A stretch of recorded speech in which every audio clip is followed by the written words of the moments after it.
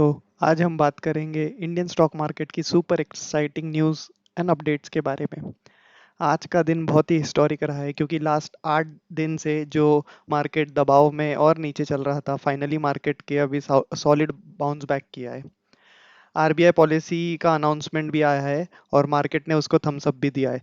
हालांकि कोई repo rate में चेंज नहीं हुआ है, बट गवर्नर संजय मल्होत्रा की कमेंट्री के बाद, जो कि हम आगे स्लाइड्स में डिस्कस करेंगे, उसके बाद वो सब बातें मार्केट को बहुत पसंद आई है।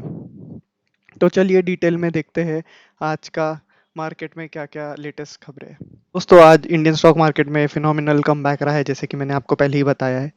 और ये लॉन्गेस्ट डिक्लाइन था जो 7 महीने से चल रहा था, जो कि आज टूट गया है। आप देख पाओगे सेंसेक्स 80,983 पे क्लोज हुआ है, जो कि 715 पॉइंट अप है। वैसे ही निफ्टी 50 भी 24,836 पे क्लोज हुआ है, जो कि 225 पॉइंट अप है।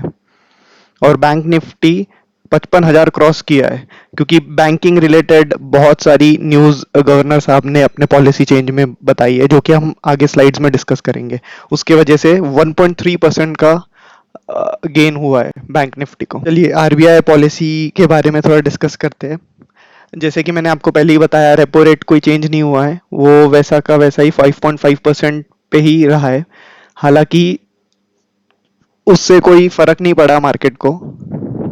सबसे इम्पोर्टेंट चीज ये थी, जीडीपी फोरकास्ट चेंज किया गया है और बढ़ाया गया है। पहले 6.5% था, जो कि अब बढ़ के 6.8% कर दिया गया है। हालांकि ये मार्केट के लिए बहुत ही अच्छी खबर है, क्योंकि जितना जीडीपी बढ़ेगा उतना ही ग्रोथ होगी कंपनीज की। और उसके बावजूद इन्फ्लेशन फोकास जो था वो पहले 3.1% था, वो भी लोअर कर दिया गया है टू 2.6%। और ये भी बहुत ही अच्छी पॉजिटिव न्यूज़ है। तो ये दोनों मेन रीजन के वजह से मार्केट ने बाउंस बैक किया है और ऊपर क्लोज हुआ है। चलिए अब डिटेल में थोड़ा डिस्कस करते हैं गेम चेंजिंग बैंकिंग मेजर्स के बारे में।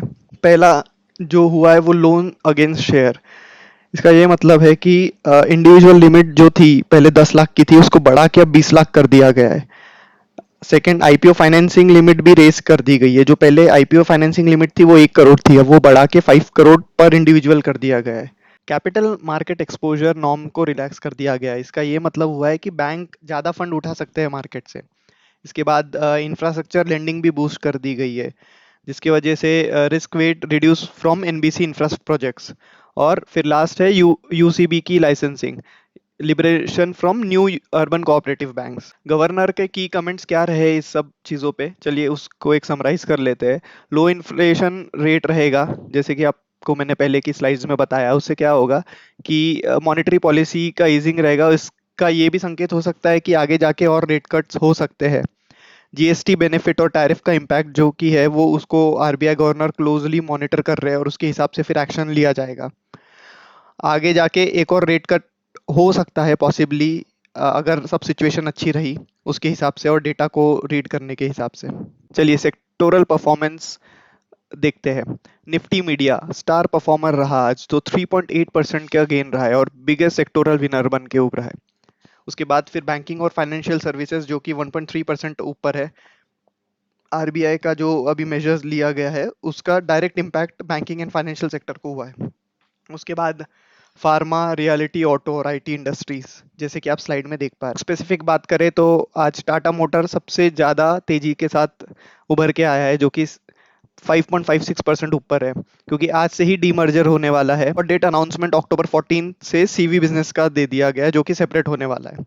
और 1:1 का शेयर रेशो है, तो शेयर होल्डर्स को, अगर आपके पास 10 शेयर है तो आपको 10 शेयर और मिलने वाले हैं, जो कि बहुत अच्छी खबर है। इसकी वजह से इन्वेस्टर्स को ये पसंद आया है और टाटा मोटर में तेजी देखी गई है।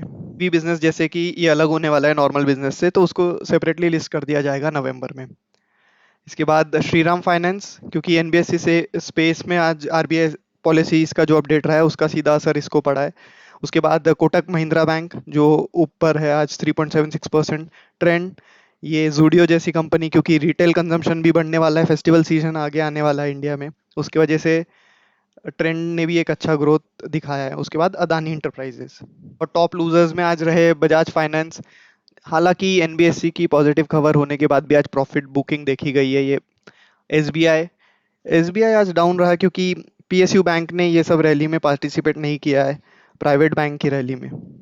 अल्ट्राटेक सीमेंट भी आज प्रेशर में रहा है थोड़ा। चलिए थोड़ा टाटा मोटर्स के डीमर्जर के बारे में फोकस करते हैं। जैसे कि मैंने आपको पहले ही बताया है, इफेक्टिव डेट आज से ही डीमर्जर हुआ है उसका। शेयर होल्डर शेयर रेशियोज 1:1 का मिलेगा। जिसके भी पास 10 शेयर है उसको 10 शेयर फिर से मिलेंगे। और दो एंटिटी में ये स्प्लिट होने वाला है, कमर्शियल व्हीकल और नॉर्मल पैसेंजर व्हीकल, नवंबर में। और फ्रेश इन्वेस्टमेंट ये लेने वाले हैं जो 1200 करोड़ की है। बैंकिंग सेक्टर के बारे में, जैसे कि आरबीआई पॉलिसी की वजह से ये सब आज जो ग्रोथ में क्लोज हुआ है, निफ्टी बैंक ने, जैसे कि आपको मैंने पहले स्लाइड्स में ही बताया है, 55,000 का लेवल क्रॉस किया है, जो कि बहुत अच्छी बात है। और मार्केट उसकी वजह से भी एक इम्पैक्टफुली आगे बढ़ा है।